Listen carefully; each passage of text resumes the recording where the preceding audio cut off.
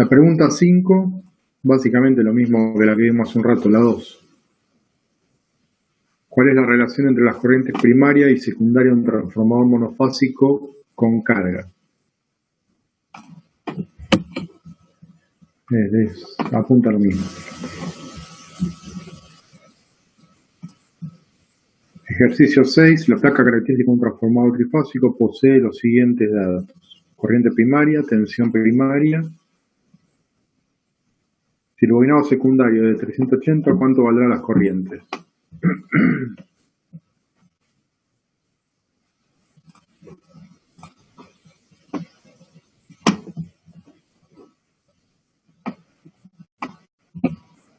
¿Se dan una idea? El 6, sí, ¿no? Seguimos usando la fórmula que estamos usando.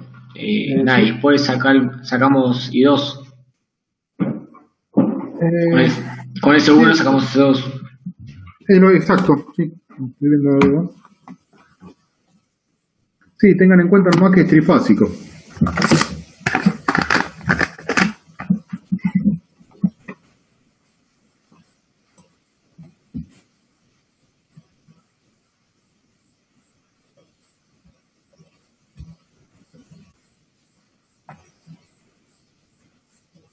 ¿Qué es lo primero que tendrían que calcular?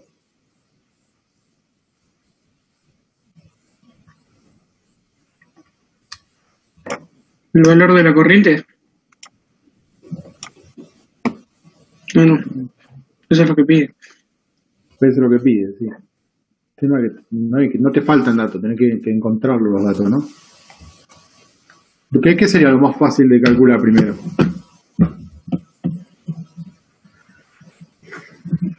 ¿Este 1? ¿Cómo? Sí, pero más fácil todavía. ¿K? Sí. 13,2 dividido. Y acá, ¿qué ponemos? Estamos poniendo en kilovolt, ¿qué hacemos con los 380?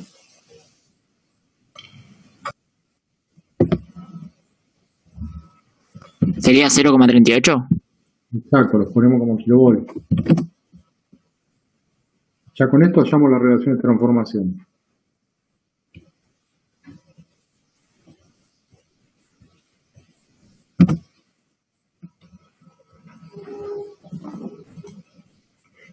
¿Cuánto les dio eso?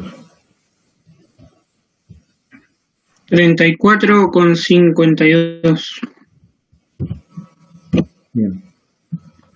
Ese es mi K. Ahora, ¿a qué era también igual K?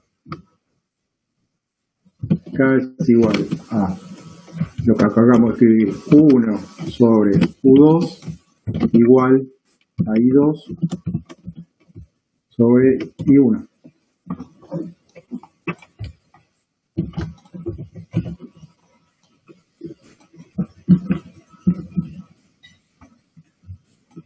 De acá yo ya tengo mi K.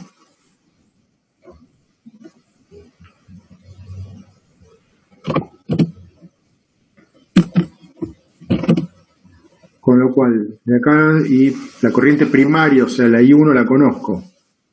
Con lo cual, I2 dividido K tendría que ser igual, despejé mal, ¿no?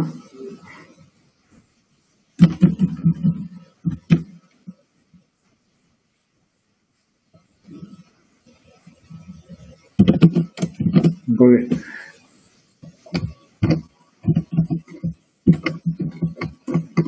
Ahí está bien.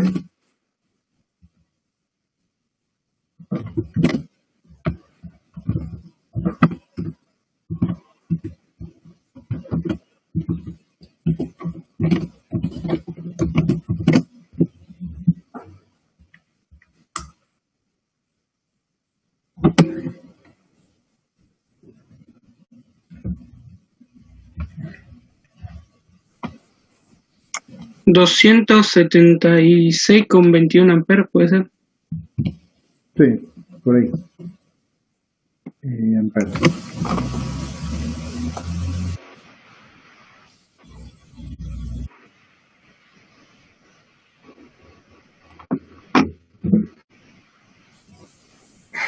Bien. No hay duda sobre esto, ¿no?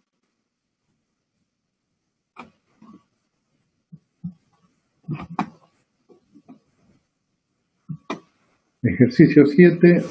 Se tiene un transformador monofásico de relación de transformación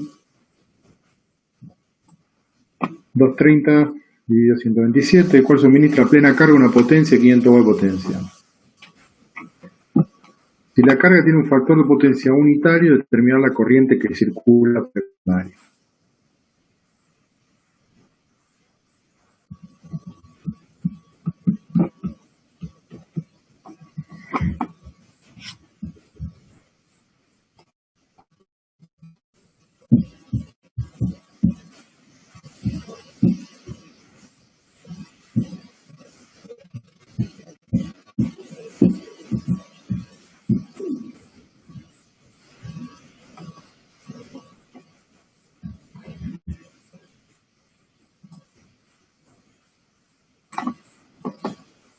Bueno, Ahora tendríamos que despejar el valor de la corriente, ¿no? De la potencia.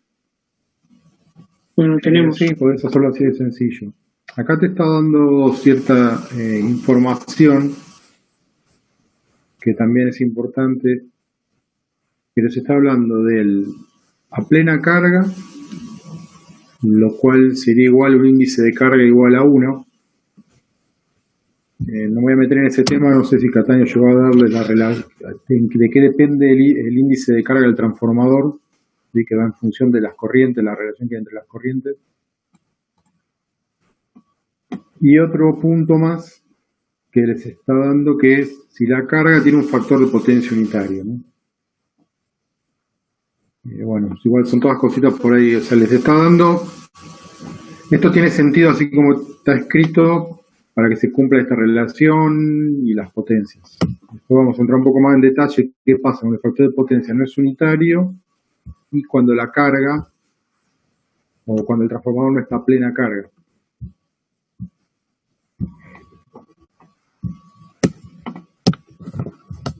Por lo pronto, así como está, con estas dos condiciones se resuelve igual que los anteriores.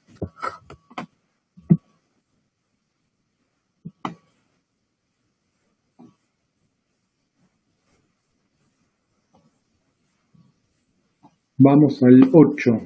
Y acá, a ver, no las terminé.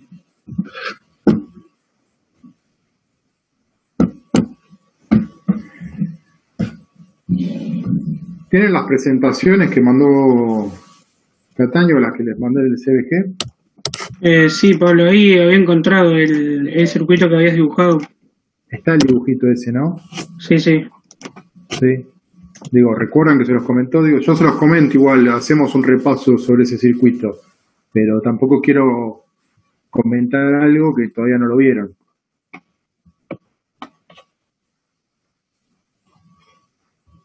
¿Lo vieron ese esquema? Lo habíamos visto. Bueno.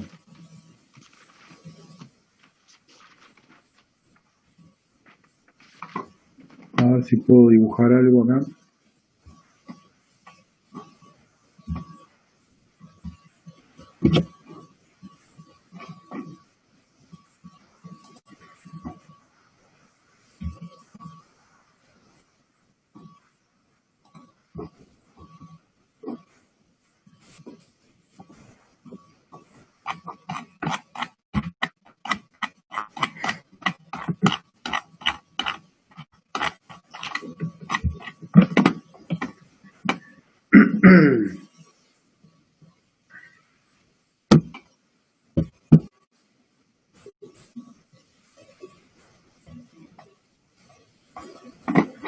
Bueno, vemos que sale.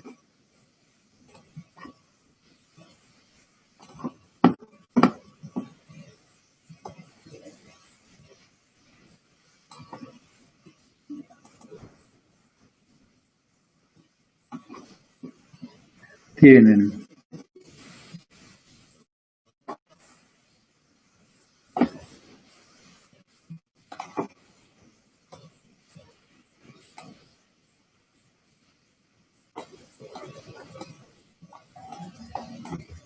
no, ya me cansé.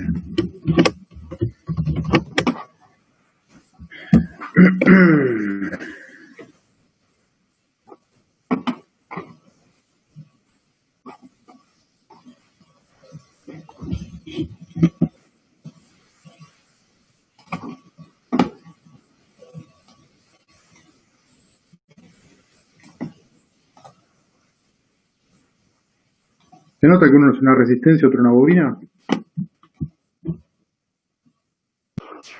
Sí, Pablo. Sí, No, perfecto. Igual ahora lo hacemos notar, no importa.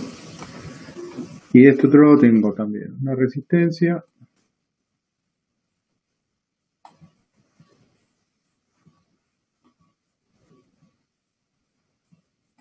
Y una bobina.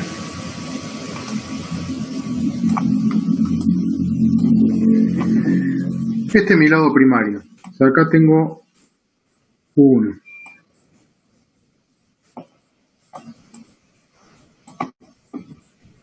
Y este es mi lado secundario. U2. Les dice dibujar el circuito equivalente de un transformador monofásico real y explicar el significado de cada uno de sus elementos. Así como está este. ¿Es el transformador trifásico real o ideal? Ideal, ¿no? Porque no aparece lo que es las pérdidas del propio equipo, ¿puede ser? Real no, entonces, es el ideal este. Ideal, sí. Por eso, listo, perfecto. Está faltando lo que es las pérdidas, que acá ustedes lo que tienen es una R,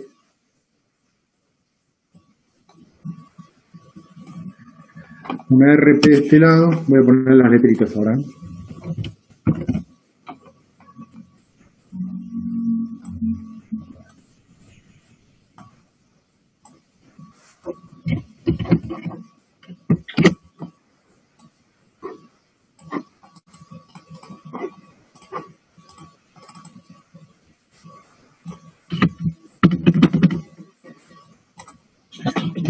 R sub P.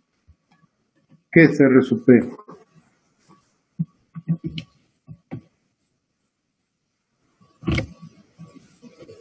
Puede ser que sea la resistencia de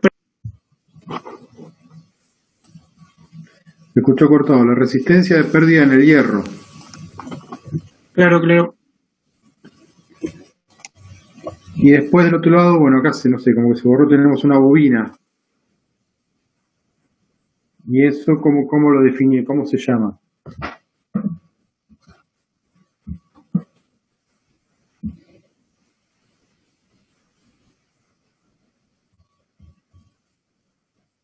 ¿Lo vieron? Reactancia magnetizante. ¿Sí? ¿Les suena al menos, chicos? ¿Lo escucharon?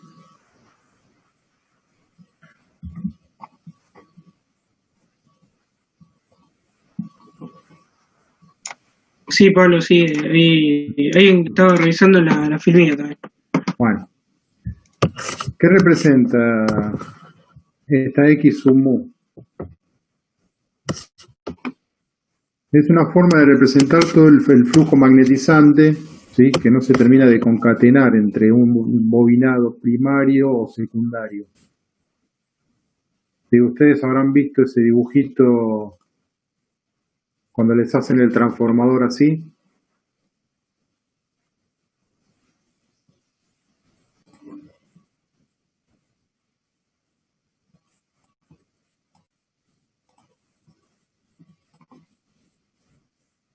¿Lo vieron algo así? Un dibujito del trafo. Tiene las espiras. Y del lado primario y del lado secundario.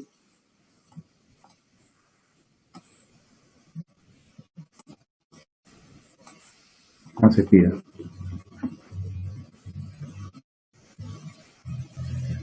¿Y qué es lo que se genera? Líneas de flujo, ¿no? Que hacen así.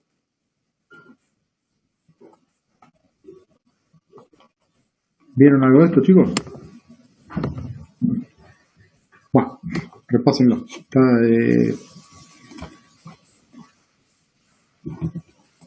Tienen que agarrar el apunte un poco, pero una ley en detalle.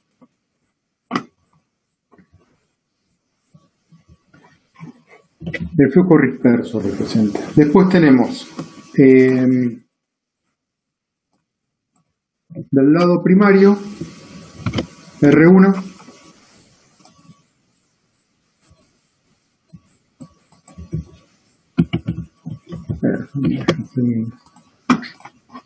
mitad de algo por papel.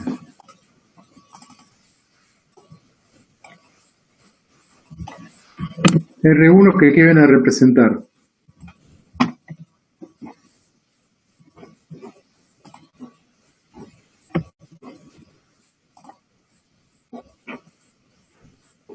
ninguno me sabe decir que representa.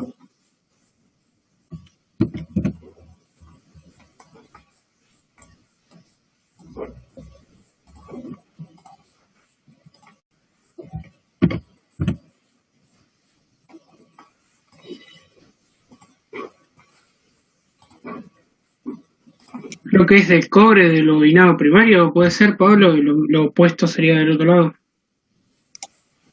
Más o menos, ¿no? Son la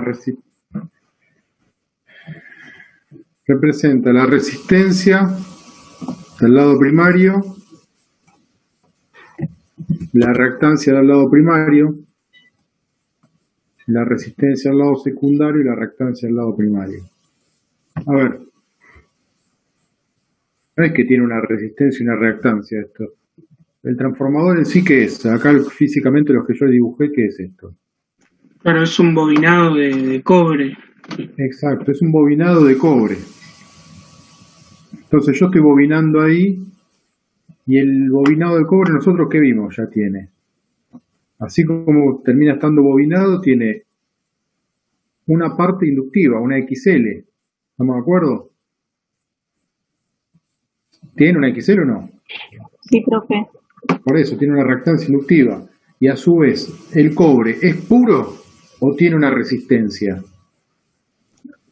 Claro, representa una resistencia también. Representa Claro, una resistencia. representa la resistencia al lado primario. Y en el lado secundario pasa lo mismo, nada más que con otros valores. Con lo cual voy a tener que también tener una resistencia R2 y una reactancia X2 que va a representar la reactancia del lado secundario. Y después en el medio, por ser una máquina que ya deja de ser ideal y es real, tiene lo que es la resistencia, la reactancia magnetizante y la resistencia de pérdida, que hacen que el transformador sea ya una máquina real. Y acá me está, por la duda, guarda, esto va unido.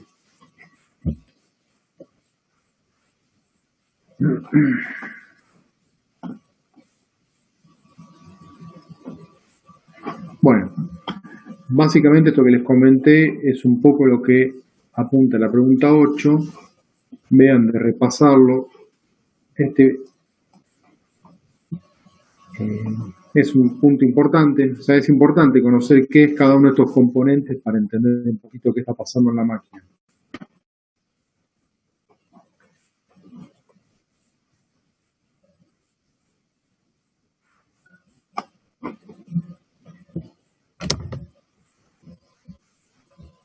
Bien.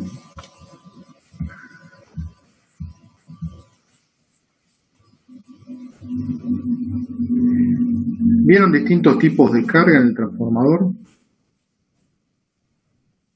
O sea, distintos tipos de carga. Me refiero a cargas inductivas, capacitivas. ¿Algún diagrama fasorial vieron?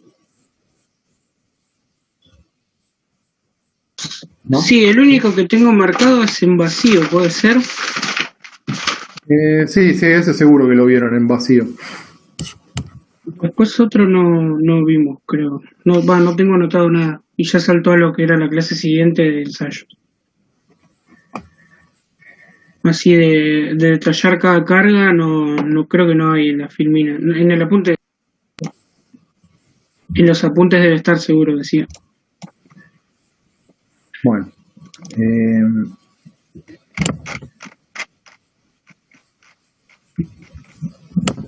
Ustedes tienen el transformador puede estar conectado ya sea a una carga resistiva pura, ¿sí? Podría, por ejemplo, que conecte una plancha.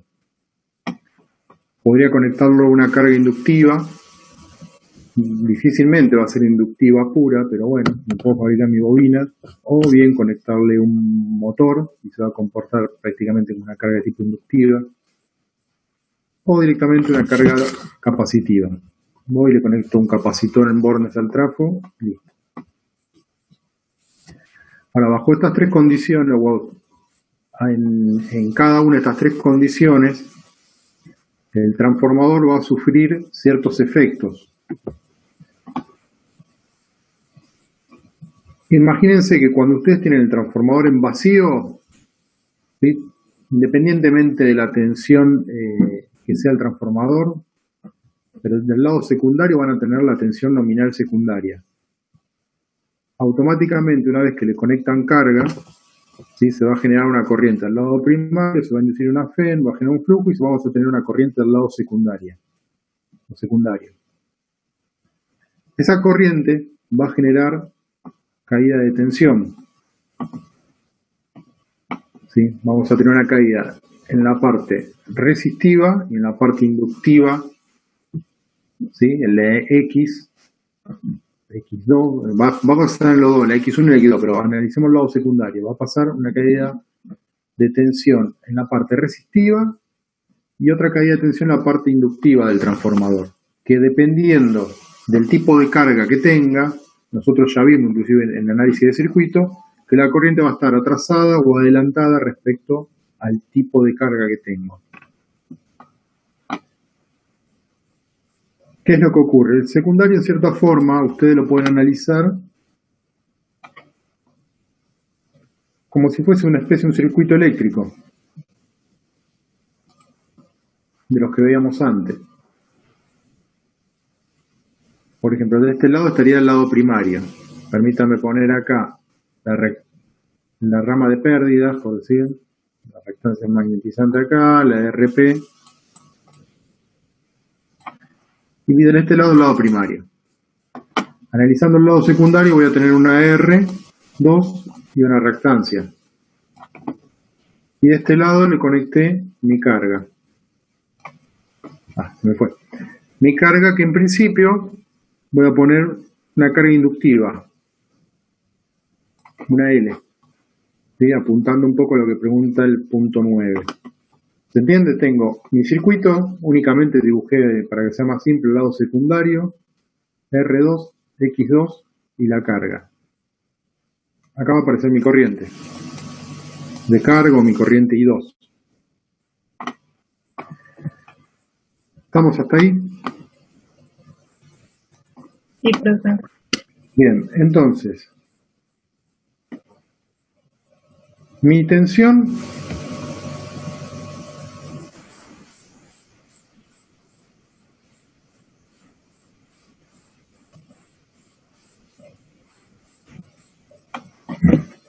nominal va a ser U.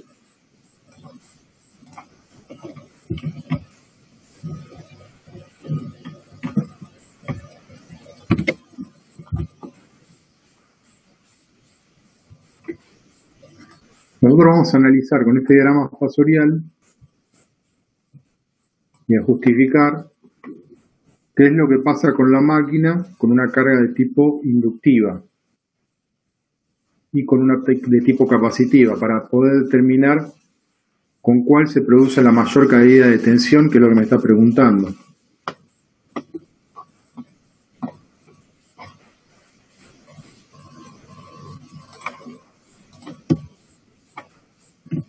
Tengo U2, lado secundario, y E2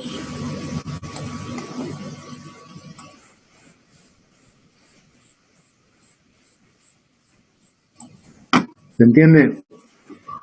Si la máquina fuese ideal, ¿sí? No tuviese la R y la reactancia, la FEM sería igual a la tensión en bornes, si fuese ideal.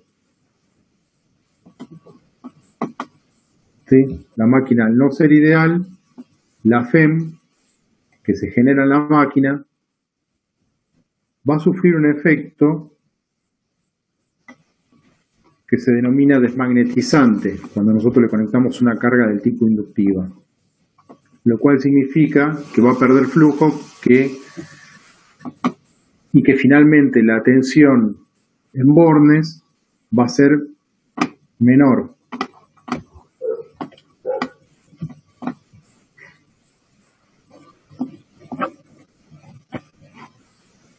Vamos a continuar con el análisis. Ahí ven a qué apunto. Tensión en bornes 2. La corriente de tipo inductiva. ¿Sí? Si la corriente es de tipo inductiva, ¿cómo va a estar esa corriente respecto a la tensión en bornes? ¿Adelantada o atrasada? Atrasada. Atrasada. Por ejemplo, no sé, 36 grados. Esta es mi corriente I2.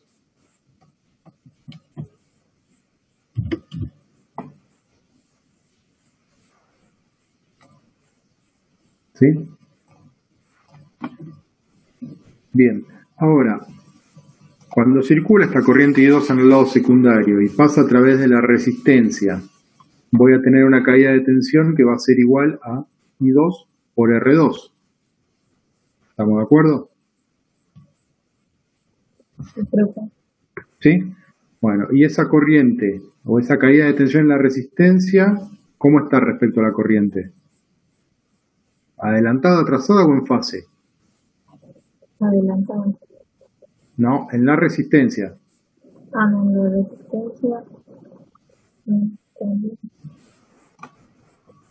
Va a estar en fase. La caída de tensión en la resistencia va a estar en fase. Entonces, I2 por R2. Voy a tener una caída I2 por R2.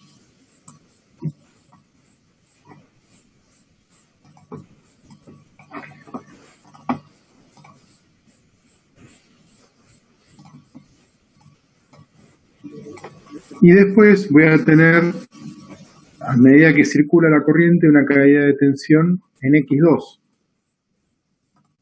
¿Que a qué es igual la caída de tensión en X2?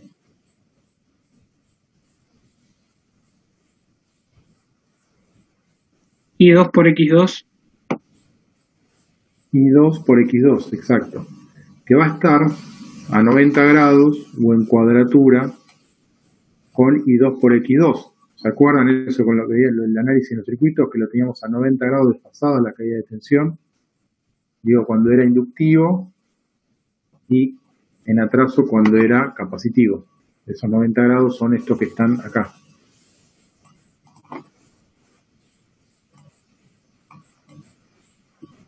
A 90 grados.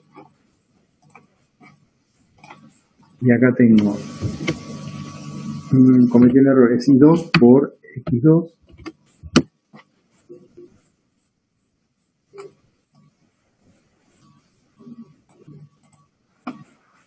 Y acá cometí, me faltó poner el X2 acá.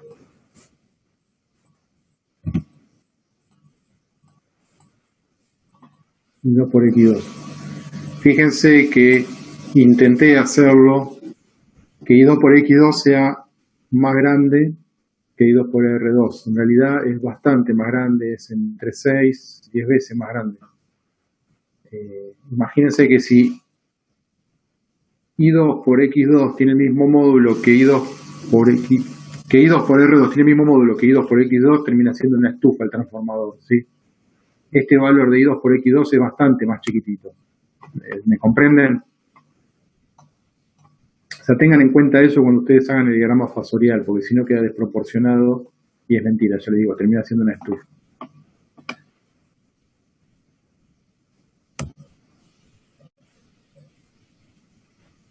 Bien.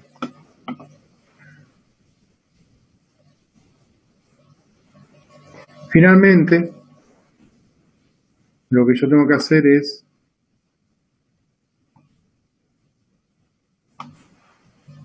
la composición entre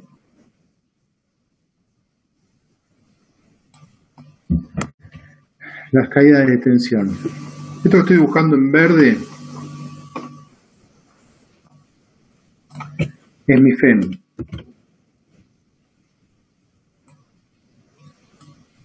¿Sí? Vuelvo al esquemita de acá abajo, el esquema eléctrico del lado secundario. La FEM que se genera, si fuese la máquina ideal, E2 es igual a U2. No es ideal, tiene caídas de tensión, tiene una reactancia, todo lo que estuvimos conversando. Entonces aparece R, aparece X2. Y entonces ya mi FEM2 va a ser igual a la caída de tensión en R2, la caída de tensión en R2, la caída de tensión en X2, la caída de tensión en X2, lo voy a poner de este lado así queda más acá, X2, más U2, más U2. Eso es igual a mi FEM2. Fíjense lo que yo les decía, la máquina genera, cuando tiene una corriente de tipo inductiva, un efecto desmagnetizante, quiere decir que pierde flujo, que la tensión en bornes es menor que la FEM. Y si se fijan, E2 o la FEM tiene un módulo en donde U2 es menor que su FEM. ¿Me comprenden, chicos? ¿Me explico? Sí, profe. ¿Sí?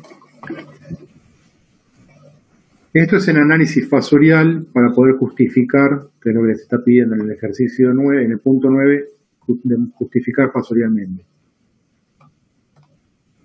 Esto es lo que ocurre Profe, con carga inductiva. una consulta. Sí, La justificación con ese diagrama y como usted lo está representando, ¿estaría? ¿O tenemos que agregarle algo más en el caso de que nos tome un ejercicio parecido? no, lo que estaría faltando acá es el ángulo, qué sé yo, uno puede poner un angulito acá, hacerlo un poquito más a escala, un poco más prolijo, y una pequeña explicación. Ahora, si me permitís un cachito, voy a hacer rápidamente el diagrama fasorial con carga capacitiva, para que ustedes puedan visualizar qué es lo que está pasando, con qué carga se da el fenómeno, la mayor caída de tensión. ¿Sí? Acá, carga inductiva. Ahora, mismo análisis. Tengo U2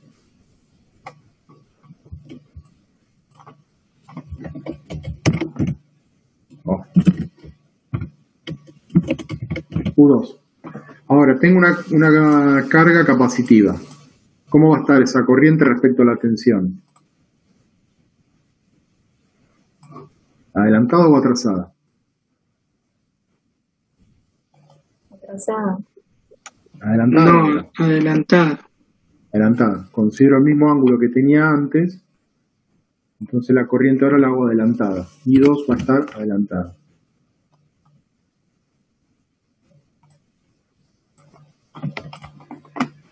Va a pasar el mismo fenómeno. Una vez que circule I2, voy a tener I2 por R2.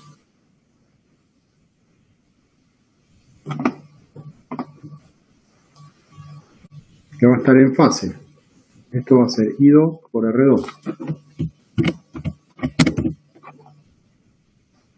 Y después, a 90 grados de I2 por R2, voy a tener la caída de tensión en la reactancia inductiva del lado secundario.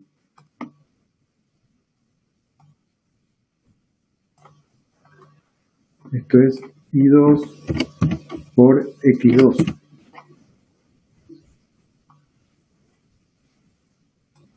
¿Sí? Y ahora hago lo mismo que hice hoy.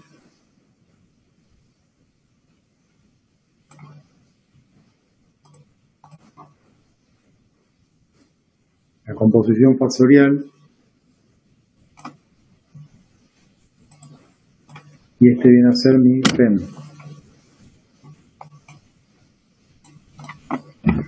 Fíjense, la tensión en bornes, ¿sí? Se puede ver que es mayor que la FEM. ¿Sí? Se visualiza ahí. Con lo cual, en este caso, la máquina está sufriendo lo que se dice un efecto, al contrario que con la carga inductiva, un efecto de tipo magnetizante. Quiere decir que la tensión en borne se eleva.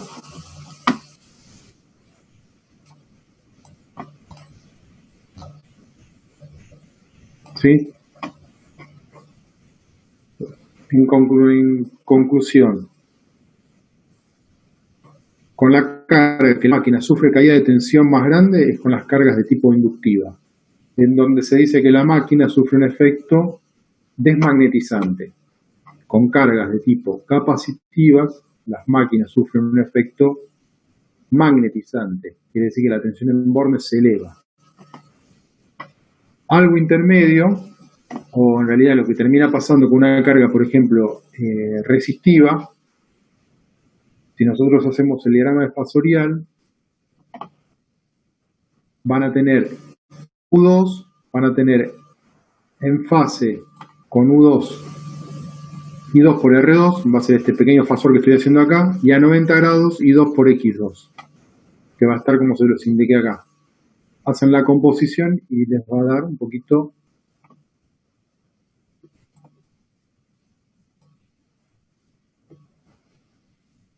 más chica. ¿Ven esta que está en violeta? Para una carga resistiva, ¿sí?, van a tener una caída de tensión menor. O sea, se dice que va a tener un efecto levemente desmagnetizante. Van a tener U2 y 2 por R2 y en cuadratura y 2 por X2. Composición les da esta que está en violeta. Si se fijan, prácticamente U y la FEM terminan siendo similares. Esto es porque aunque nosotros le conectemos una carga netamente resistiva, la máquina ya tiene una componente de tipo inductiva y su resistencia propia, con lo cual se van a generar estos pequeños efectos, que es este triangulito que tienen acá.